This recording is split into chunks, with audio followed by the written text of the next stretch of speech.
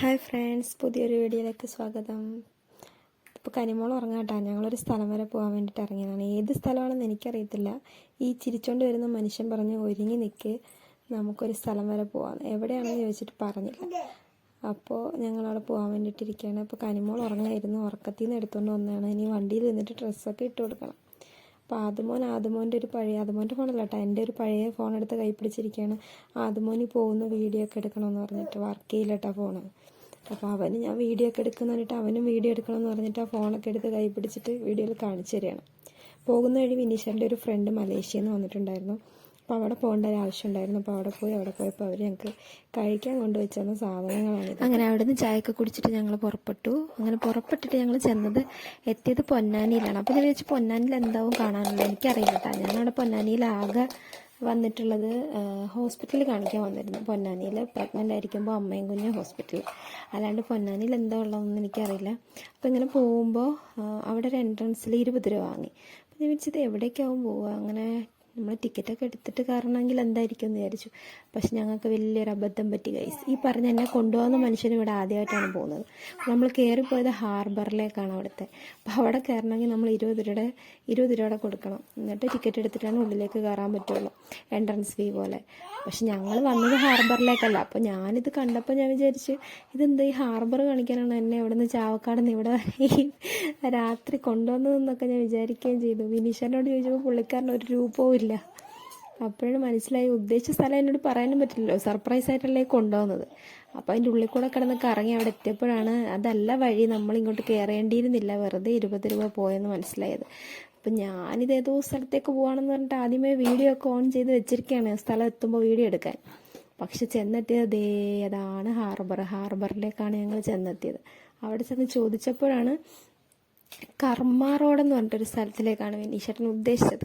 പിന്നെ ഞങ്ങൾ അപ്പോൾ ഇവിടേക്ക് കയറേണ്ടിയിരുന്നില്ല, നമ്മൾ വന്ന വഴിയിൽ തിരിഞ്ഞു പോയാൽ മതിയായിരുന്നു. പിന്നെ ഞങ്ങൾ അവിടെ നിന്ന് തിരിച്ചു പോയി. അതിൽ കർമ്മ റോഡ് ഫുള്ള് സൈഡിലൊക്കെ ഈ സ്ട്രീറ്റ് ഫുഡുകളാണ്. ഭയങ്കരമായിട്ട് ഫുഡിൻ്റെ ഒരു ഏരിയയാണ്. എന്ന് വെച്ച് കഴിഞ്ഞാൽ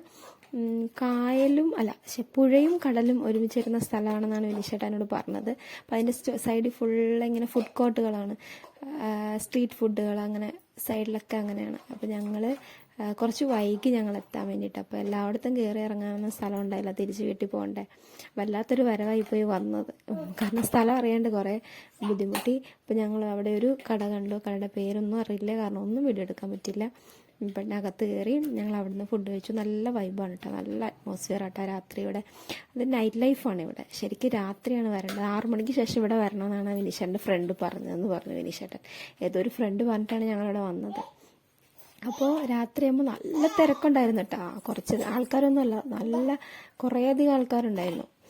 പല ഇങ്ങനെ ഫുഡ് ഹോട്ടൽസിലും നിറയെ ആൾക്കാരാണ്. സ്ഥലം ഇല്ലാണ്ടാണ് ഞങ്ങൾ സ്ഥലമുള്ളൊരു ഹോട്ടലിൽ കയറിയാണ് ഇപ്പോൾ കഴിക്കുന്നത്, അല്ലാണ്ട് ഫുഡ് നോക്കിയിട്ടൊന്നുമല്ല. ഇരിക്കാൻ സ്ഥലമില്ല, അപ്പോൾ ഇരിക്കാൻ സ്ഥലമുള്ളൊരു ഇത് നോക്കി ഞങ്ങൾ കയറിയത്, കാരണം കുട്ടികളുണ്ടല്ലോ. അപ്പോൾ അങ്ങനെ കയറി. ആദ്യമോന് നെയ്പ്പത്തിരിയും ബീഫും വാങ്ങിച്ചു. ഞാൻ കൊത്തു പൊറോട്ടയും വാങ്ങിച്ചു. കനിമോളും അത് തന്നെ കഴിച്ചു. കനിമോള് വയറ് നിറച്ച് കഴിച്ചു. വീട്ടിലെ ഭക്ഷണം കഴിക്കത്തില്ലെങ്കിലും ഇതേപോലെയുള്ള ഹോട്ടൽ ഭക്ഷണങ്ങൾ അവൾ കഴിക്കും. അങ്ങനെ അവൾ ഭക്ഷണമൊക്കെ കഴിച്ചു.